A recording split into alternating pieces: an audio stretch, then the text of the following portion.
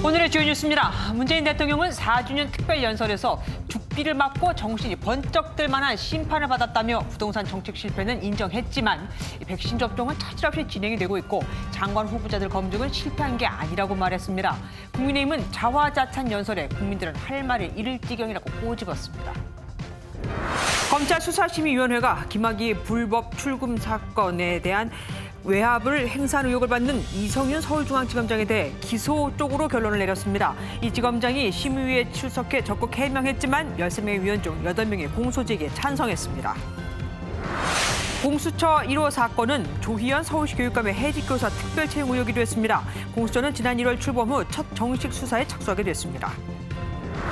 한강에서 숨진 채 발견된 고 손정민 씨 사건과 관련해 경찰이 지난 8일 목격자 3명을 불러 현장 실사를 한 것으로 확인됐습니다. 어제는 마지막까지 함께 있었던 친구와 친구 아버지를 참고인 신분으로 불러 조사했습니다. MBN 단독 보도합니다. 정부는 백신 접종 후 중증 질병이 발생했을 때 인과성이 불충분하더라도 최대 1,000만 원의 의료비를 지원하기로 했습니다. 하지만 사지마비 증상이 나타난 40대 간호조무사 사례는 그 인과성을 인정하지 않았습니다. 입양한 2살 여자아이를 때려 혼수 상태 빠뜨린 양아버지에 대해 경찰이 구속영장을 신청했습니다. 아이가 울고 보챈다는 이유로 이달에만 3차례나 얼굴 등을 주먹과 구두 주걱으로 때린 것으로 드러났습니다.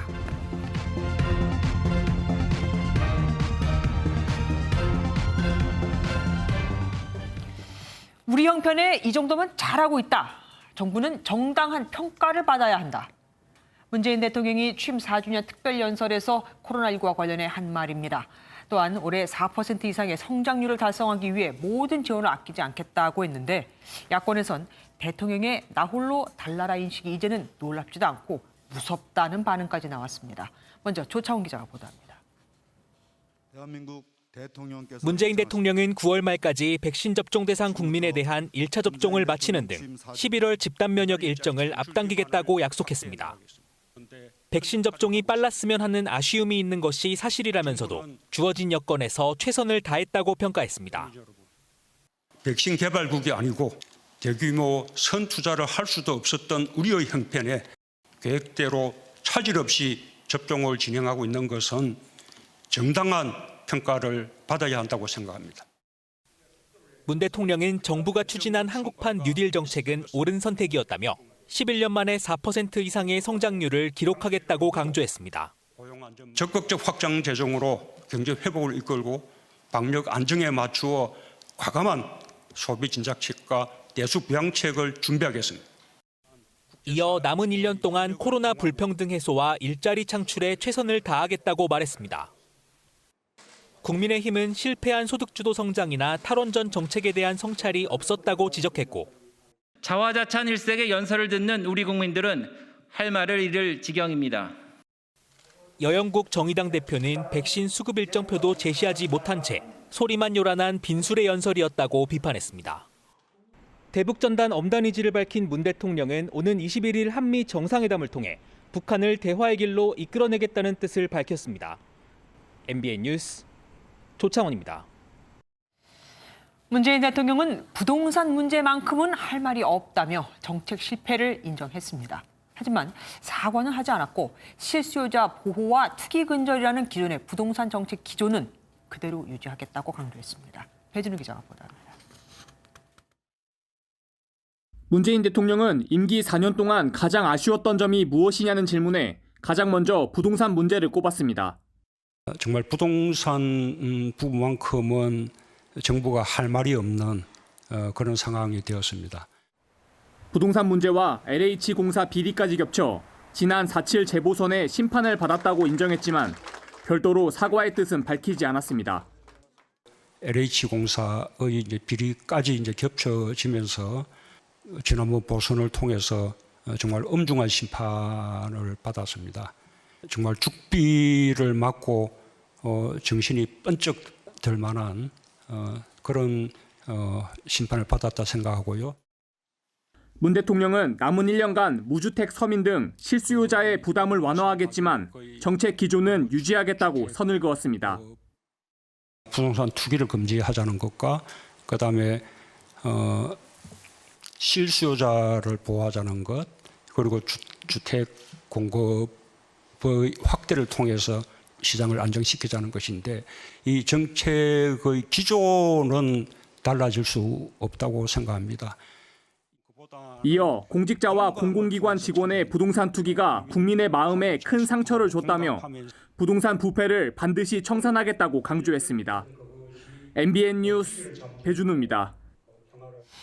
문재인 대통령은 더불어민주당에서 논란이 된 문자 폭탄에 대해 이 시대에 자연스러운 것, 하지만 예의는 갖춰달라고 당부했습니다. 김호수 검찰총장 후보자의 정치 편향 논란에 대해서는 중립을 지킬 것이라고 말했습니다. 김현 기자가 보도합니다. 문재인 대통령은 최근 조국 사태에 사과한 초선 의원들에게 쏟아진 문자 폭탄에 대해 SNS 시대의 자연스러운 현상이라고 평가했습니다. 국민의 의견인 만큼 이를 수용하는 자세가 필요하다고 강조했습니다. 저는 정치하는 분들이 그런 문자에 대해서 좀 더 여유 있는 마음으로 바라봐도 된다고 생각합니다. 다만 문자를 받는 상대의 감정을 고려해 예의를 지켜야 설득력을 가진다고 지적했습니다. 정말 저를 지지하는 지지자들이라면 그럴수록 더 이 문자에 대해서 예의를 갖추고 상대를 배려하고. 문 대통령은 울산시장 선거 개입 의혹 등 정권을 겨냥해 수사 중인 검찰을 향해선 정치적 중립을 지키며 수사를 잘할 거라 믿는다고 말했습니다. 원전 수사 등 여러 가지 수사를 보더라도 이제 검찰은 별로 청와대 권력을 겁내지 않는 것 같습니다. 김호수 검찰총장 후보자의 친여당 행보 우려에 대해서도 법무부 차관을 지냈다는 이유로 중립성을 의심하는 것은 이해가 가지 않는다고 반박했습니다. MBN 뉴스 김현입니다. 취임 4주년 특별연설과 또 질의응답은 1시간 넘게 진행됐습니다. 인사청문회, 사면, 윤석열 전 검찰총장 등 다양한 주제가 나왔는데 빠진 부분들을 살펴보도록 하겠습니다. 청와대 출입하는 송은정 기자와 함께합니다. 어서 오십시오. 이번 특별연설에서 가장 많이 나온 단어가 경제였습니다. 무려 48번 나왔다고요? 네, 그만큼 코로나 충격에서 벗어나 국민 먹고 사는 문제에서 성과를 내겠다. 이런 의지가 강하다는 의미로 해석이 됩니다. 네. 빠른 경제 회복이 민생 회복으로 이어지게 하고 일자리 확보, 코로나 격차와 불평등 해결에 전력을 기울이겠습니다. 특히 경제 활력을 찾기 위한 구체적인 과제로 일자리 문제와 신산업 육성을 꽂았는데요. 취임 초 일자리 대통령을 표방하고 집무실에 일자리 상황판까지 설치했던 모습을 떠올려보면 남은 임기 1년에 집중해야 할 분야가 낯설지 않아 보입니다. 사면 질문도 나왔더라고요. 지난 신년 기자회견 때 나왔던 입장하고 좀 뭐 달라진 게 있습니까? 네, 분명하게 차이가 좀 느껴졌습니다. 네. 비교를 하기 위해서 지난 1월 18일 신년 기자회견 때와 오늘 발언 이어서 들어보시겠습니다. 지금은 사면을 말할 때가 아니다라는 생각입니다. 재판 절차가 이제 막 끝났습니다. 국민 통합에 미치는 영향도 생각하고 또 한편으로 우리 사법의 정의, 형평성, 또 국민들 공감대 이런 거 생각하면서 판단해 나가겠습니다. 두 변의 답변 때 모두 말미에는 국민의 공감대를 고려해서 사면을 판단하겠다고 했지만 이번에는 전직 대통령 사면도 그렇고 특히 이재용 삼성 부회장의 경우에는 반도체 경쟁력 측면을 언급하면서 여론을 살피는 분위기입니다. 청와대 고위 관계자 역시 문 대통령의 사면 뉘앙스가 변했냐는 질문에 그렇다며 많이 듣고 계시다고 전했습니다. 인사청문회에 대해서도 대통령이 야당에 대해서 좀 불만을 표현했다고 하던데 어떤 겁니까? 네, 문 대통령 발언은 야당이 반대하는 3명 장관 후보자에 대한 판단을 묻는 질문에서 나온 건데 네. 검증 실패로 문 대통령은 보지 않는다고 얘기를 했습니다. 야당에서 반대한다고 해서 저는 검증 실패라고 생각하지 않습니다. 청와대의 검증이 완결적인 것은 아닙니다. 민정팀 구성상 청와대가 모든 책임을 질 수도 없고 국회, 언론이 모두 함께 하는 것이라는 취지의 발언인데요. 결국 이 불똥이 김부겸 국무총리 후보자 인천 보고서 채택 불발로 이어지게 됐습니다. 그러면은 인사청문회 제도는 왜 비판한 겁니까? 네, 지금의 인사청문회는 검증보다는 무한주기식으로 변질이 됐다. 예, 그래서 인사 발탁이 어렵다 이런 얘기인데요. 들어보시죠. 우리 인사청문회는 능력 부분은 그냥 제쳐두고 오로지 흥결만 놓고 따지는 그런 청문회가 되고 있습니다. 이렇다 보니 장관 후보자 찾기가 쉽지 않다는 건데요. 그래서 여당도 누차 얘기를 했지만 도덕성 검증 부분은 비공개로 하고 정책과 능력만 공개 청문회로 하자고 제안을 했습니다. 그러자 국민의힘은 야당 대표일 때는 청문회를 핑계로 비판을 하다가 왜 이제서야 입장이 바뀌었냐고 비꼬았습니다. 그렇게 또 해석할 수도 있겠네요. 윤석열 전 검찰총장에 대한 질문도 나왔던데요. 네, 지난 신년 기자회견 때는 문재인 정부의 검찰총장이라면서 이제 길게 입장을 얘기했는데요. 이번에는 말을 상당히 아끼는 모습이었습니다. 확실히 다른 모습을 직접 확인하시죠. 윤석열 총장은 지금 유력한 그 차기 대선 주자로 그렇게 이제 인정이 되고 있기 때문에 제가 아무 말도 하지 않는 것이 이렇게 바람직할 것 같습니다. 이런 반응에 대해서 청와대 안팎에서는 자칫 선거 개입 등 정치적 논란에 휩싸일 수 있어서 신중한 모습을 보이는 것이란 해석이 나오고 있습니다. 고 노무현 전 대통령이 지난 2007년 대선에 출마하려는 손학규 전 바른미래당 대표를 보따리 장수에 비유해서 곤혹을 치른 적이 있는데요. 당시 문 대통령은 마지막 비서실장을 하면서 이 상황을 꼼꼼히 지켜봤습니다. 네. 여기서 그 교훈을 얻었다는 해석입니다. 또 하나 해석은 그냥 윤 전 총장을 철저히 무시하기 위해서 언급하지 않았다. 이런 분석도 있습니다. 그렇게 해석할 수도 있겠네요. 윤석열 전 검찰총장은 아무래도 외부에서 어떤 말이 나와서 띄워주기가 많이 됐었으니까 말이죠. 지금까지 정치부 송주영 기자와 함께했습니다. 문재인 대통령이 인사검증에 문제가 없다고 강조해서일까요? 당초 3명 중 1명 정도는 떨어질 것으로 예상됐었는데 더불어민주당 의총에서 3명의 장관 후보자 모두가 결격 사유가 없다고 결론을 내린 것으로 전해졌습니다. 국민의힘은 김부겸 국무총리 후보자에 대한 청문 보고서 채택을 거부했습니다. 김순철 기자입니다. 더불어민주당이 의원총회를 열어 임혜수 과기부, 박준영 해수부, 노영우 국토부 장관 후보자의 거취를 논의했습니다. 각 상임위 간사 3명이 관련 의혹들에 대한 조사 결과를 설명했는데 민주당은 이들에 대한 결격 사유는 없는 것으로 판단했습니다. 각 장관 후보자들에 대한 야당의 공세가 실은 흠잡기라고 저희는 생각을 하고 있고 여기에 대해서 특별한 결격 사유가 없다라고 좀 판단을 하고 있습니다. 하지만 반대 의견도 만만치 않습니다. 회의 당시 한 초선 의원은 국민의 눈높이에서 생각해야 한다고 목소리를 냈고 오선의 이상민 의원도 임혜숙 후보자가 기대에 못 미치는 건 틀림없고 민심이 그에 대해 아니라는 게 지배적이라고 비판했습니다. 청문 보고서를 단독 채택하면 여론의 역풍을, 지명 철회를 문재인 대통령에게 요청하면 청와대의 부실 인사검증이 도마에 오른다는 점이 부담입니다. 인사검증에 문제가 없다는 문 대통령 발언에 발끈한 국민의힘은 김부겸 국무총리 후보자에 대한 인사청문 보고서를 채택하지 않기로 했습니다. 야당이 반대한다고 해서 청와대 인사검증이 실패한 것은 아니다 하고 단언을 했습니다. 저는 위원장으로서 이러한 형식적인 인사청문회 경과보고서 채택을 하지 않겠다는 것입니다. 국무총리 인준은 장관과 달리 국회 본회의 표결을 거쳐야 하는 만큼 민주당의 고심도 깊어지고 있습니다.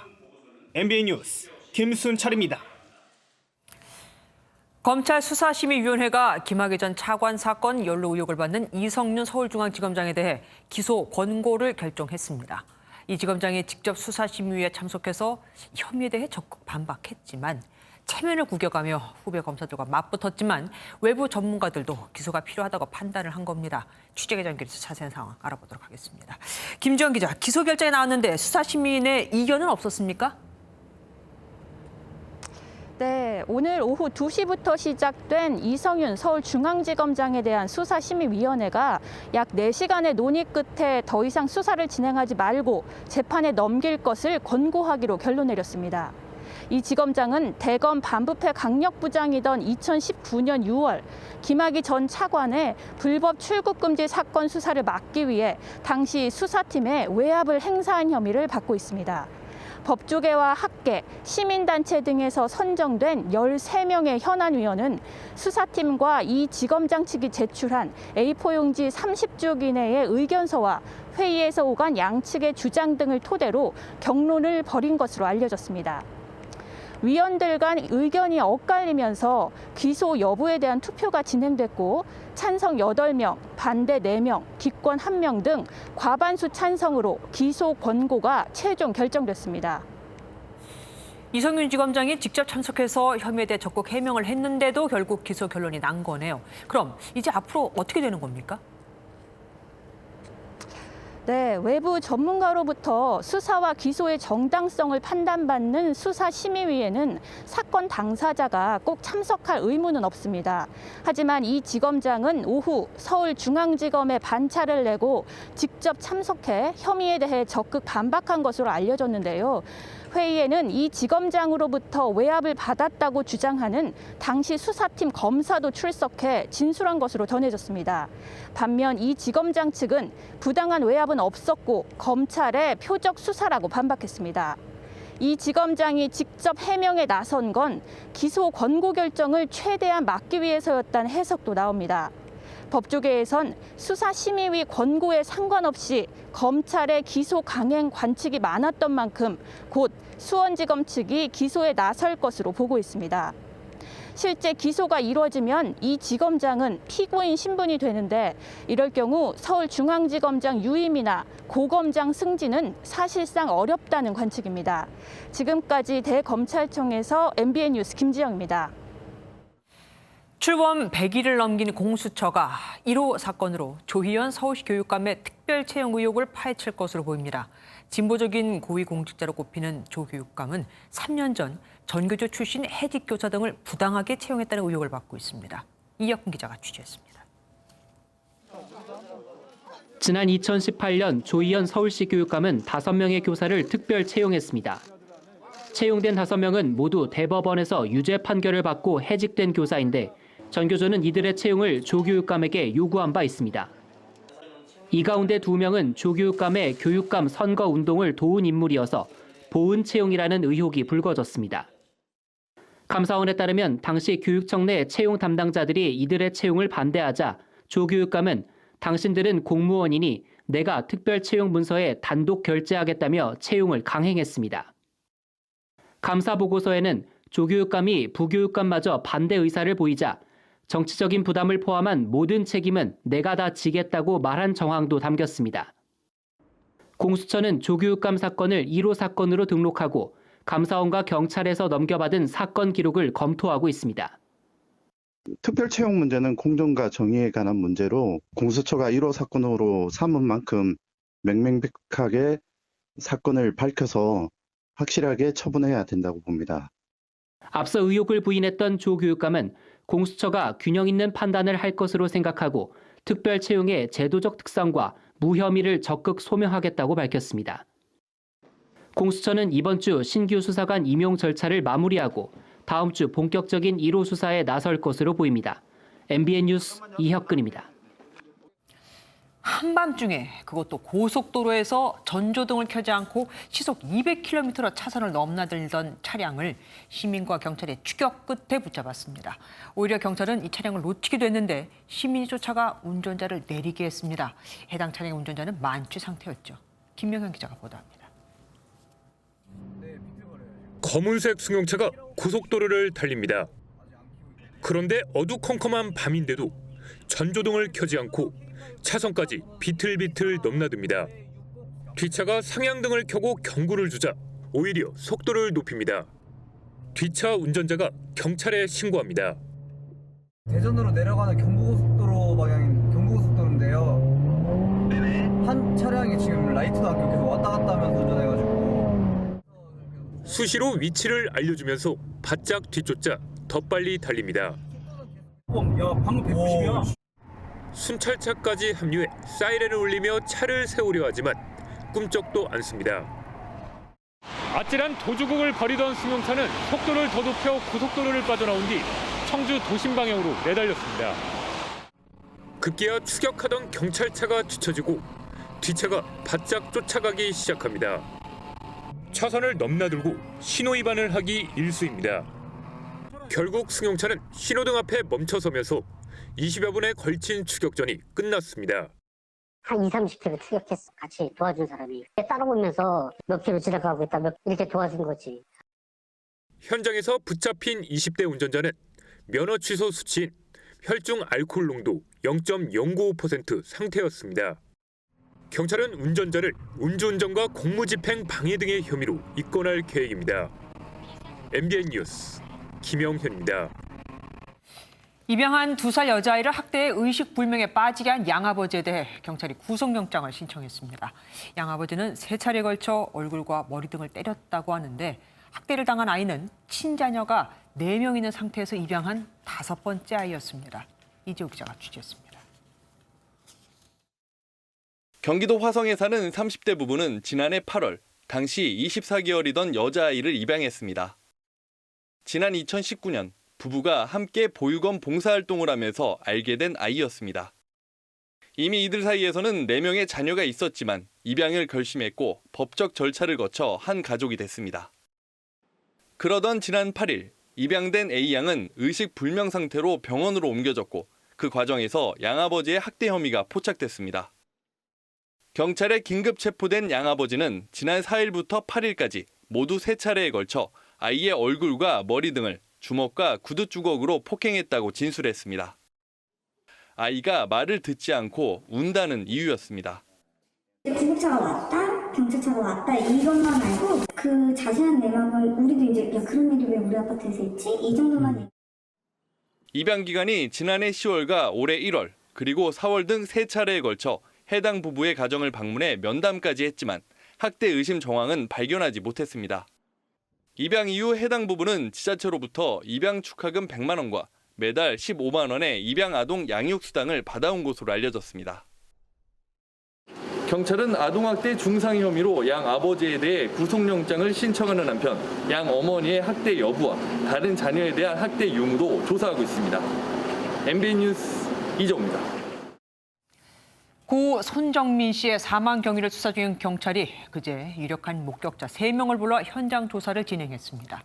이들은 누군가 구토를 하고 또 깨웠다는 취지로 일치된 진술을 했다고 합니다. 손기준 기자가 단독 보도합니다. 고 손정민 씨의 부친이 민간구조사 차종욱 씨에게 감사 인사를 표했던 어버이날, 경찰이 목격자 3명을 불러 현장 실사를 진행한 것으로 MBN 취재 결과 확인됐습니다. 앞서 경찰은 7명의 목격자를 상대로 진술을 청취했는데 이 중 현장 상황과 관련해 진술이 일치한 3명을 한강공원으로 부른 겁니다. 이들은 경찰에 누군가가 구토를 하고 깨웠다는 취지의 진술을 비롯해 당시 현장의 술자리 정황 등에 대해 설명한 것으로 전해졌습니다. 경찰은 동석자 A씨 모친의 휴대전화를 이미 제출받아 포렌식을 통해 당시 동석자, 숨진 대학생 가족과의 통화 기록 등을 분석했습니다. 관심이 쏠린 술자리 동영상의 골든이란 표현과 관련해선 골든이라는 가수를 언급한 걸로 보인다. 우호적인 상황에서 공통의 관심사를 이야기한 걸로 보인다고 판단했습니다. 경찰은 또 A씨와 아버지를 어제 참고인 신분으로 불렀고 A씨에 대해선 10시간 넘는 조사가 이뤄졌습니다. 고인의 부친은 경찰 수사에 안도감을 표하면서도 하루빨리 의혹이 해소되길 바란다고 재차 밝혔습니다. 행동을 하고 있고 찾으시는구나라는 그 안도감이 좀 들었고요. 말씀하신 동영상 같은 경우도 충분히 포렌식을 통해서 보시고 그 정도로 분석을 하셨으면 어쨌든 이 일을 제대로 하려고 하시는구나. 경찰은 A씨의 사라진 휴대전화를 찾기 위해 민간 수색팀을 동원해 한강공원 주변을 샅샅이 뒤지고 있습니다. MBN 뉴스 송규준입니다.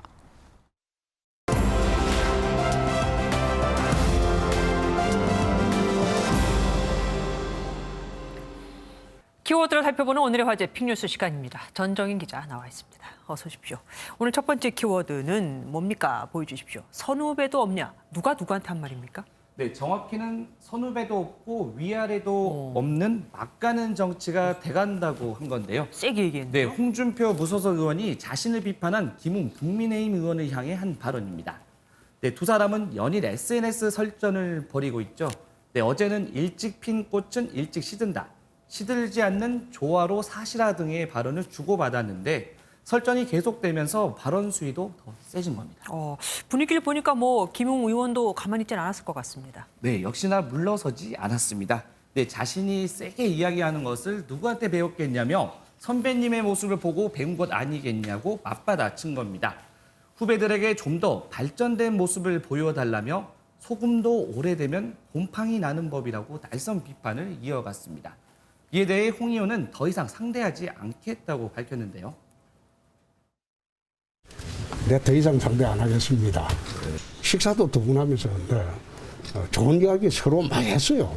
근데 갑자기 돌변해서 그래 하니까 내가 좀 어리둥절하죠. 두 사람의 설전은 일단 멈춘 것으로 보이지만 홍 의원의 복당 문제가 있기 때문에 언제든지 재개될 수도 있어 보입니다. 초선들이 주로 반대한다고 하던데 그렇기 때문에 유리한 싸움만은 아닌 듯합니다. 두 번째 키워드 보겠습니다. 이혼 누구 탓? 아무래도 세기 이혼을 하고 있는 바로 그분들 얘기 아닙니까? 네, 맞습니다. 마이크로소프트 공동 창업자죠. 빌 게이츠 부부의 이혼 소식에 그야말로 세계 이목이 집중되고 있는데요. 두 사람의 구체적인 결별 이유가 공개되지 않으면서 온갖 추측들이 쏟아지고 있습니다. 네, 월스트리트 저널은 어제 멀린다가 2년 전부터 이혼을 준비해 왔다고 보도했는데요. 월스트리트 저널에 따르면 멀린다가 휘대의 성범죄자였죠. 제프리 웹스타인과 남편의 관계에 대해 걱정해 왔다고 합니다. 웹스타인은 다들 기억하실 텐데요. 미성년자를 상대로 한 성범죄로 미국을 떠들썩하게 했던 억만장자인데 지난 2019년 감옥에서 스스로 목숨을 끊었었죠. 그러니까 와이프 입장에서는 아무래도 성범죄자랑 어울리는 게 싫었다 이거겠네요. 네, 그렇습니다. 멀린다는 여성 인권 문제에 좀 앞장서 왔는데요. 맞아요. 네, 2013년부터 남편에게 앱스타인에 대한 불쾌감을 표현하고 관계를 끊으라고 했는데 그러지 않았다고 합니다. 그러다가 2019년 뉴욕타임즈에 두 사람이 여러 차례 만났다는 기사가 나오자 멀린다가 격분한 것으로 전해졌는데요. 멀린다가 본격적으로 이혼 준비에 착수한 게 이때부터라는 추측이 나옵니다. 예, 전 여자친구 이야기도 계속해서 나오고 있더라고요. 결혼 후에도 여자친구랑 한번 놀러 갔다 이런 얘기 있던데 뭡니까? 네, 맞습니다. 네, 게이츠가 아내 멀린다를 만나는 게 1987년인데 그 전에 연인 관계였던 앤 윈블레드와의 관계도 다시 주목받고 있습니다. 게이츠보다 5살 연상으로 현재는 70세인데요. 미국 피플지에 따르면 게이츠는 윈블레드와 결혼 후에도 매년 둘이 여행을 하고 특히 멀린다와 결혼할 때는 허락을 구하기도 했었다고 합니다. 네, 전 여친 말고도 또 두 사람의 이혼이 게이츠 재단의 중국 통역사와의 불륜 때문이라는 소문이 퍼지기도 했었는데 해당 통역사는 즉각 부인했죠. 네, 세기의 이혼답게 관심도 그만큼 큰 것 같습니다. 다음 키워드 보겠습니다. 칫솔의 락스. 락스가 깨끗하게는 한다지만 저래도 되는 겁니까? 그럼 안 되죠. 네. 네, 그런데 아내가 남편 칫솔에 락스를 뿌린 겁니다. 아내의 외도를 의심하던 40대 남성이 속이 쓰려 건강검진을 받았는데 위염과 식도염 진단을 받은 겁니다. 칫솔에 락스 냄새가 나는 것을 이상하게 생각했던 남편은 집에 녹음기와 카메라를 아내 몰래 설치했는데요. 놀랍게도 카메라에는 아내가 남편 칫솔에 락스를 뿌리는 모습이 찍혔고 더 충격적인 것은 녹음기에 왜 안 죽지? 오늘 죽었으면 좋겠다는 아내의 말소리가 녹음된 겁니다. 이거 범죄 아닙니까? 그래서 남편 어떻게 했습니까? 네, 남편은 곧바로 법원에 피해자 보호 명령을 청구했습니다. 아내가 자신의 100m 이내에 접근하는 것을 막는 임시 보호 명령을 받아냈고요. 이후 아내를 살인미수로 고소도 했습니다. 하지만 검찰은 살인미수가 아닌 특수상해미수 혐의로 아내를 기소하고 현재 재판 중에 있습니다. 남편도 녹음기를 설치해 아내의 대화를 녹음한 혐의로 재판에 넘겨졌는데요. 하지만 재판부는 무죄 판결을 했습니다. 예, 사유가 있으니까 그랬을 거라고 아마 이해를 해주는 건 모양입니다. 지금까지 정치부 전정인 기자 함께했습니다. 미국에서 또 총기 난사 사건이 발생했습니다. 이번에는 생일 파티 현장에서였죠. 용의자의 여자친구를 비롯해 6명이 총격으로 숨졌고 범행 후 용의자도 스스로 목숨을 끊었습니다. 정설민 기자입니다. 자정이 넘은 시간, 이동식 주택단지에 경찰차가 총출동했습니다. 조금 전까지만 해도 생일 파티가 열리던 곳에서 총격 사건이 발생했기 때문입니다. Sounds like more shots are still being fired. Keep a good distance. Looking like we have multiple victims. 한 남성이 자신의 여자친구가 참석한 생일 파티 장소로 찾아와 갑자기 총기를 난사했습니다. 여자친구를 포함해 6명이 목숨을 잃었고 용의자도 스스로 목숨을 끊었습니다. Officers arrived on scene and have located multiple deceased parties. Responsible for the shootings is also on scene and also deceased. 다만 파티에 함께 참석한 어린이들에게는 총을 쏘지 않았는데 경찰은 정확한 범행 동기를 조사하고 있습니다. 캐나다 밴쿠버 국제공항에서도 총격 사건이 일어났습니다. 주말 오후 국제선 출국장 인근에서 총성이 울렸고 20대 남성이 총에 맞아 숨졌습니다. The suspect opened fire on our officer. The police officer's vehicle was struck, but fortunately, our officer was unscathed by the suspect's bullets. 경찰은 폭력 조직과 연계된 사건으로 보고 용의자들을 쫓고 있습니다. MBN 뉴스 정설민입니다. 도쿄올림픽 개막까지 단 10주밖에 안 남았는데 일본의 코로나19 상황은 우려스럽습니다. 하루 신규 확진자가 사흘째 6천 명 이상씩 발생하고 있거든요. 일본 국민의 59%가 개최를 반대한다는 입장을 보이고 있지만 스가 총리는 이미 결정된 사안이라며 거듭 개최 의지를 드러냈습니다. 전민석 기자가 보도합니다. 도쿄올림픽 주경기장에서 무관중으로 육상 경기 테스트 대회가 열렸습니다. 올림픽 개막까지 앞으로 10주, 준비 태세를 최종 점검하는 리허설인 셈입니다. At a games that has some of the most challenging complexities attached to it, that there are sacrifices they're going to have to make. 같은 시간 경기장 밖에선 노 올림픽 피켓을 든 시민들이 모였습니다. 일본 내 코로나19 신규 확진자가 연일 6천 명을 넘는 상황. 스포츠 축제보다 감염병 대응이 시급하다는 겁니다. オリンピックは持ってたと思うんです。オリンピックがこういうとんでもないものだからコロナでももうなんて無理してやろうとするっていうか、本当にオリンピックがまともなものだったらコロナが来たらやめますよ。 요미우리 신문의 여론조사 결과 올림픽 중단 의견이 59%로 집계됐습니다. 그럼에도 스가 요시히데 일본 총리는 올림픽 취소 가능성을 재차 일축했습니다. 東京大会について IOC は開催をすでに決定をし、各国にも確認をしております。 올림픽 개최에 대한 반대 여론에 토마스 바흐 IOC 위원장은 일본 내 코로나19 상황을 이유로 이달로 예정됐던 방일 일정을 다음 달로 연기했습니다. MBN 뉴스 전민석입니다. 반면 여권의 빅3죠. 이재명 경기도지사, 이낙연 전 대표, 정세균 전 국무총리는 서두르지 않고 있습니다. 대신 지지 조직을 가동하면서 세를 불리고 있죠. 안보람 기자가 보도합니다. 빨리들 나오십시오. 간보지 마십시오. 마음에 각오가 쓰셨으면 말씀들 하시고. 가장 먼저 출사표를 던진 더불어민주당 박용진 의원의 도발에도 이재명, 이낙연, 정세균, 이른바 빅3의 움직임은 더디기만 합니다.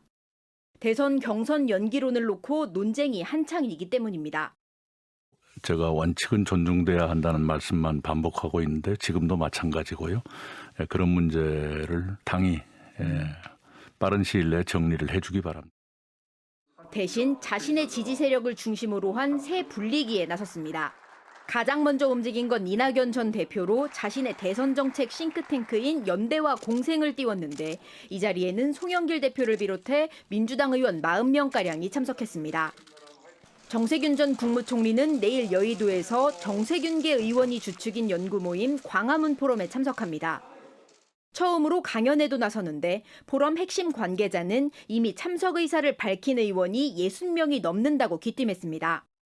이재명 경기지사도 모레 발기인만 10,000여 명에 달하는 전국 단위 모임 민주평화광장 창립대회에 참석합니다.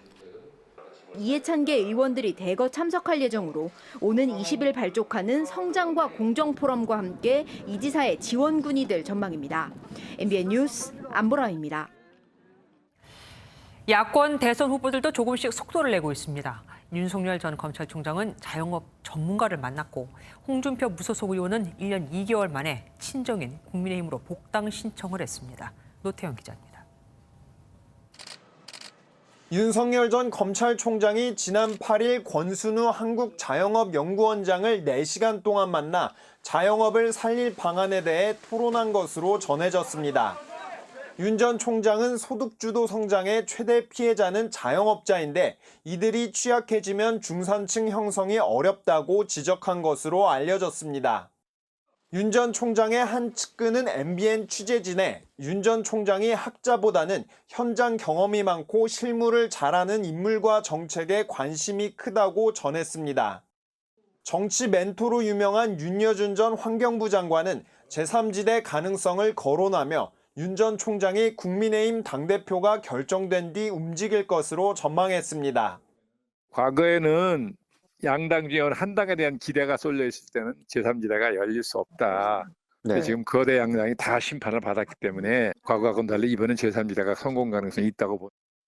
이런 가운데 홍준표 무소속 의원은 총선 공천 결과에 불복해 탈당한 지 1년 2개월 만에 복당을 신청했습니다.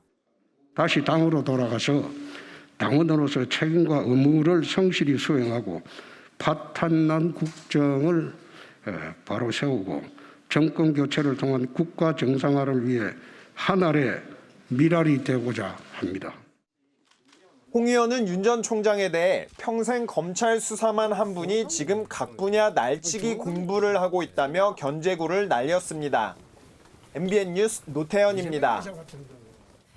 주호영 국민의힘 전 원내대표가 정권 교체를 이루는데 힘을 보태겠다며 당대표 선거 출마를 선언했습니다. 광주를 방문한 국민의힘 초선 의원들은 5.18 묘비를 닫고 전두환 사죄를 요구해 눈길을 끌었습니다. 신재우 기자가 보도합니다. 주호영 국민의힘 전 원내대표가 다음 달 열리는 당대표 선거에 출마했습니다. 국민들과 당원들께 드리는 약속은 국민들에게 힘이 되는 정권 교체입니다. 저는 국민들의 눈높이에 맞추어서 당의 체질을 혁신하겠습니다. 이로써 경남 3선의 조혜진, 윤영석, 그리고 충남 4선의 홍문표 의원을 포함해 공식 당대표 선거 출마자는 4명이 됐습니다. 원외에선 당원 지지도가 높은 나경원 전 의원도 출마를 고심하는 것으로 알려졌는데 이르면 이번 주 입장을 밝힐 것으로 보입니다. 이런 가운데 국민의힘 김기현 원내대표에 이어 초선 의원 9명이 광주를 찾아 5.18 국립묘지를 참배했습니다. 이 자리에서 의원들은 과거 광주의 아픔을 폄훼한 것에 사과드린다며 재판에 나오지 않은 전두환 씨를 두고 지금이라도 출석해 광주 시민께 사과하라고 요구했습니다. 초선 의원들은 앞서 광주 정신은 특정 지역의 것이 아니며 민주화 항쟁의 맥락에서 모두의 것이 되어야 한다고 주장했습니다. MBN 뉴스 신재우입니다. 그동안은 백신을 맞고 이상 반응이 발견돼도 인과성이 인정되지 않으면 보상을 받을 길이 없었죠. 다음 주부터는 중증 이상 반응 시 인과성이 명확하지 않아도 최대 1,000만 원까지 지원을 받을 수 있게 됩니다. 강재문 기자가 보도합니다. 오는 17일부터 백신 접종 후 중증 이상 반응을 보일 경우 인과성에 상관없이 1,000만 원까지 보상을 받을 수 있게 됩니다. 인과성에 대한 근거 자료가 부족해서 보상에서 제외되었던 중증 환자에 대한 의료비 지원 사업을 한시적으로 신설하겠습니다. 심의 기준은 모두 5단계인데 4번째 중 백신보다 다른 이유에 의한 경우나 5번째인 명백히 인과성이 없는 경우에는 지원에서 제외됩니다. 시행 전에 발생한 이상 중증 사례에 대해서도 보상이 소급 적용될 예정입니다. 이에 따라 국민청원으로 논란이 컸던 40대 간호조무사의 뇌척수염 사례는 백신 인과성이 인정되지 않았지만 포괄적 맥락에서 지원을 받을 수 있게 됐습니다. 급성 파종성 뇌척수염의 경우에는 아직까지는 백신과의 인과관계를 명확하게 있다 없다 이렇게 판단하기 좀 어려운 근거가 좀 불충분한 그런 상황으로 중증 이상 반응이 아닌 가벼운 발열이나 근육통 등 일반 이상 반응 사례는 기존의 피해 보상 신청 절차를 따르면 됩니다. 더불어민주당 신현영 의원도 백신 접종자가 이상 반응을 신고할 경우 국가가 보상 비용을 선지급할 수 있도록 하는 내용의 개정안을 발의했습니다. 정부와 정치권의 보상 방안에도 보상 기준이 여전히 모호하거나 보상 액수가 충분하지 않아 접종 기피를 막기에는 역부족일 것이라는 의견도 나오고 있습니다. MBN 뉴스 강재묵입니다.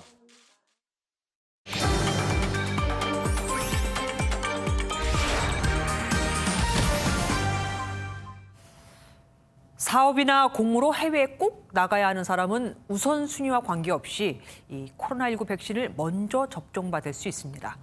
그런데 30세 미만 중 일부는 아스트라제네카 접종이 보류됐죠. 그럼 맞을 백신이 없는 건데 그럼에도 당국은 아무런 조치도 취하지 않고 있습니다. 출국이 코앞인데 아무런 백신도 맞지 못하고 있는 거죠. 심가현 기자가 취재했습니다. 다음 달 중순 해외 전시회 참가를 위해 출국을 준비하던 만 27세 직장인 A씨. 하지만 함께 출국하는 30세 이상 동료와는 달리 아직 백신을 맞지 못했습니다. 2달 전에 미리 신청을 했는데도 불구하고 30세 미만이라는 이유로 미승인이 났거든요. 질병청에 전화했더니 아스트라 말고도 다른 백신으로 맞춰주니까 중기청에서는 아스트라로만 판단을 하기 때문에 안 된다고 했고, 다음 달 출국을 앞둔 만 28세 직장인 B씨도 비슷한 경험을 했습니다. 계속 맞출 수 있다라고 언급을 했는데 막상 기업인 쪽에서 연락이 없어서 제가 먼저 연락을 이제 메일로 드렸었는데 자기네들은 받은 공문이 없다라고 아예 좀 벙찌더라고요. 30세 미만으로 아스트라제네카 접종이 어려우면 화이자 백신을 제공하겠다던 방역당국의 발표가 무색해지는 대목입니다. 30세 미만으로 지금 연락 못 받은 것으로 확인되시고요. 지금 이제 유관부서에서 확인 후에 연락드릴 테니까 조금 더 기다려주시라. 취재가 시작되자 방역당국은 뒤늦게 일부에게 화이자 2차 접종을 약속했지만 여전히 발만 동동 굴리며 연락을 기다리는 이들도 있습니다. 출국하기 전까지 2차 접종이 완료 가능하신 140명에 대해서는 화이자 접종으로, 나머지 일부에 대해서는 2차 접종이 완료가 어려운 상황이어서 이 부분에 대해서는 좀 더 검토를 진행하고 있는 그런 상황입니다. 백신 물량 부족에다 방역당국의 소통 부족까지 더해져 기업 현장의 혼선이 이어지고 있습니다. MBN 뉴스 심가현입니다. 휴일 검사 건수 감소로 코로나19 신규 확진자는 일주일 만에 400명대로 떨어졌습니다. 하지만 일주일간 하루 평균 확진자는 500명대라 여전히 거리두기는 2.5단계 수준에 머물고 있죠. 지역별로는 제주도가 도민 중심으로 하루 평균 10명 남짓 확진자가 나오면서 전주보다 4배 이상 늘었고, 변이 비상이 걸린 울산에서도 학생과 교사 등 12명이 확진 판정을 받았습니다. 서울 강남구 초등학교에서도 17명의 확진자가 나와 전교생이 다 검사를 받아야 했죠. 선교센터와 사찰, 재활병원 등에서 또 신규 집단 감염이 확인이 됐고, 감염 경로를 알 수 없는 비율도 27.5%에 달했습니다. 온실가스 감축을 위해서 정부는 전기차나 태양열 발전에 보조금을 지급하고 있습니다. 그런데 올해 1분기 6천여 대의 전기차 중 3,000대 이상이 테슬라로 우리나라 보조금의 거의 절반을 싹쓸이해 갔습니다. 죽 써서 개 줬다는 말까지 나오고 있죠. 오지 기자가 취재했습니다. 새로운 산업이 출현할 때마다 정부 보조금은 시장 확대에 마중물 역할을 합니다. 전기차의 경우 국비와 지자체 예산을 합쳐 1,200만 원 정도가 나오는데 차값의 4분의 1 수준입니다. 국민의 세금인 정부 보조금이 때에 따라서는 해외로 새나가는 경우가 있습니다. 지난 1분기 우리나라에서 3,000대 이상의 전기차를 판 테슬라가 그렇습니다. 테슬라에 지급된 보조금은 300억 원을 훌쩍 넘었습니다. 한 3월 달쯤에 사야겠다 생각이 들어가지고 그때 예약을 해서 저희는 연락받기로는 6월 5일 얘기를 하더라고요. 현대자동차에 전기차를 예약한 고객은 차를 언제 받을지 기약이 없습니다. 차량용 반도체 부족 사태로 생산량 자체가 25% 준 탓입니다.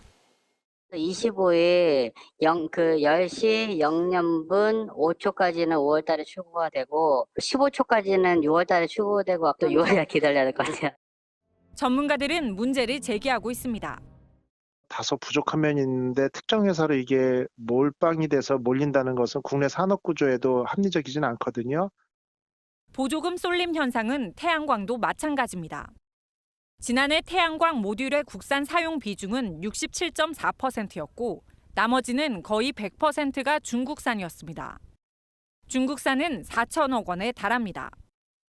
단순하게 보조금 지급을 통한 어떤 물량 확대보다는 우리 산업 자체 경쟁력 확대를 위해서 기술 개발이라든지 인프라 투자를 확대하는 쪽으로 정부 예산이 투입되는 것이 더 효율적인 것 같습니다.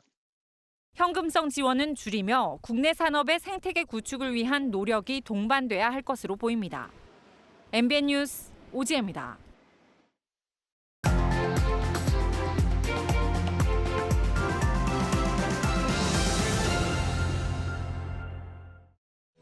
For what it's worth, it's never too late, or in my case, too early. To be whoever you want. 영화 벤자민 버튼의 시간은 거꾸로 간다에서 주인공 벤자민이 딸에게 쓴 편지입니다. 벤자민은 80세의 나이로 태어나 자라면서 점점 젊어지는 인생을 살게 되는데 관객들은 우리네 인생과 세월의 덧없음에 긴 한숨을 쉬게 되죠. 헬라어로 시간을 뜻하는 말에는 자연스럽게 흘러가는 물리적 시간인 크로노스와 특별한 의미가 부여된 시간인 카이로스 두 가지가 있습니다. 크로노스의 시간만 보면 역대 대통령이 겪은 것처럼 아마 문재인 정부도 마지막 1년이 국정의 동력이 상실되고 권력 주변에서 예기치 않은 사건, 사고들이 터져 나올 겁니다. 그래도 카이로스의 시간으로 보면 문재인 대통령에겐 기회가 있습니다.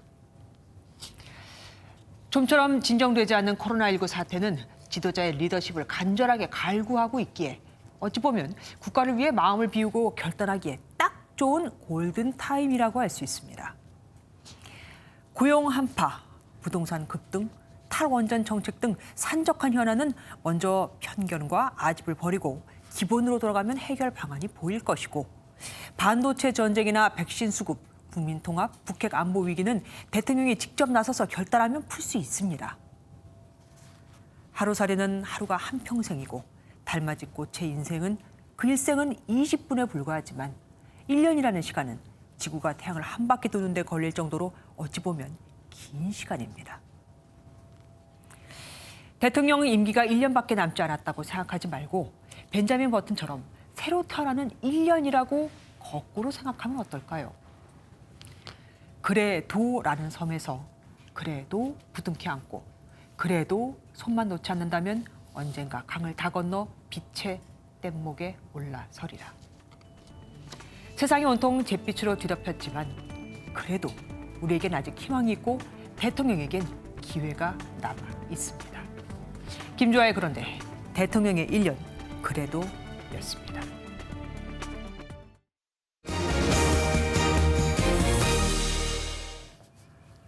집값이 71억 원이라고 해도 놀랄 텐데 분양가도 아닌 전세 보증금이 71억 원짜리 아파트가 나왔습니다.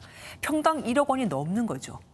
요즘은 신규 계약 때만 상한없이 전세금을 올릴 수 있죠. 그래서 올리는 게 당연한 게 됐고 단지별로 전세값 기록 경진도 계속 생겨나고 있습니다. 장명훈 기자가 취재했습니다. 서울 청담동의 한 고급 아파트입니다.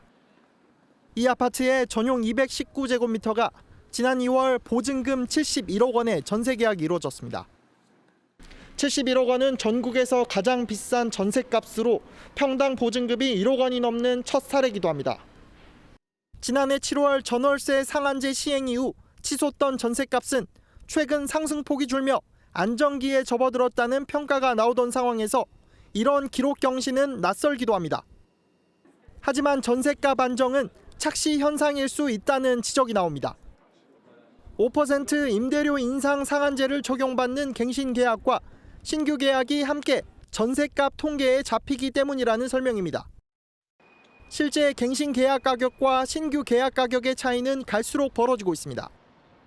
올해 1월 아파트 평균 전세값을 기준으로 신규 계약은 지난해 7월보다 9천만 원이 넘게 올랐지만 갱신 계약은 866만 원 올랐습니다. 똑같은 단지 아파트가 갱신과 신규 계약 간에 임대차 금액이 배액이 차이가 나는 것은 정보의 불균형 내지는 시장의 어떤 왜곡들을 많이 가져올 수 있기 때문에 이런 가운데 일부 재건축 단지에서 올 하반기 대규모 이주가 예고돼 있어 잠잠하던 전셋값이 다시 뛸 수 있다는 우려도 제기됩니다. MBN 뉴스 장명훈입니다. 2호 예병 형공. 조선시대에 나란히를 처리하던 6개 중앙관청 6조는 지금의 서울 광화문 광장 그 자리에 있었습니다.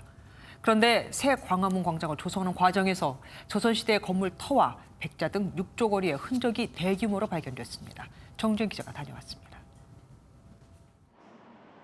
서울 경복궁 앞 광화문 광장입니다. 공사 과정에서 이뤄진 매장문화재 발굴 조사에서 수백 년 전 배수로로 쓰이던 공간이 발견됐습니다. 조선시대의 군사 업무를 담당했던 삼군부 건물의 기초도 그대로 보존돼 있습니다. 중앙관청 6개가 모여있던 6조 거리에서 문헌상으로만 추정했던 삼군부의 위치가 실제로 확인된 겁니다.